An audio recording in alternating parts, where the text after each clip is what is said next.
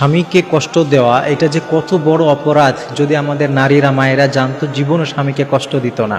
হাদিসের মধ্যে নবীজি সাল্লাল্লাহু আলাইহি ওয়াসাল্লাম নারীদেরকে সতর্ক করেছেন, সতর্ক করে বলেছেন যে হে নারী জাতিরা, তোমরা মনে রেখো যে আমি যদি আল্লাহকে ছাড়া কাউকে সিজদা করার কথা বলতাম, তাহলে আমি বলতাম যেন নারীরা তাদের স্বামীকে সিজদা করে। এরপরে নবীজি আল্লাহর কসম করে বলেছেন, যেই সত্তার হাতে আমার প্রাণ তার কসম করে বলি, কোনো নারী যদি আল্লাহর সব হক আদায় করে, এরপরও সেই হকগুলো ততক্ষণ পর্যন্ত ধর্তব্য হবে না যতক্ষণ না সে স্বামীর হকগুলো ঠিকমতো আদায় করছে। এজন্য স্বামী একটা মানুষ, একটা নারীর জন্যে, একটা স্ত্রীর জন্য অত্যন্ত গুরুত্বপূর্ণ একটা বিষয়। আর একজন মহিলা নবীজি সাল্লাল্লাহু আলাইহি ওয়াসাল্লামের কাছে এসে তার স্বামীর সম্পর্কে কিছু অভিযোগ করতে আসলো।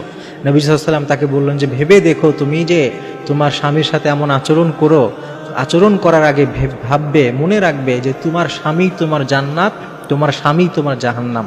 অর্থাৎ তুমি যেমন আচরণ করবে সে আচরণের উপরে ভিত্তি করে তোমার স্বামী তোমার জান্নাতের কারণ হতে পারে, অথবা তোমার স্বামী তোমার জন্য জাহান্নামের কারণ হতে পারে। এই জন্যে মায়েদেরকে মনে রাখতে হবে, স্ত্রীদেরকে, নারীদেরকে মনে রাখতে হবে যে স্বামীর হকগুলো যেন ঠিক মতো আদায় করতে পারে তারা।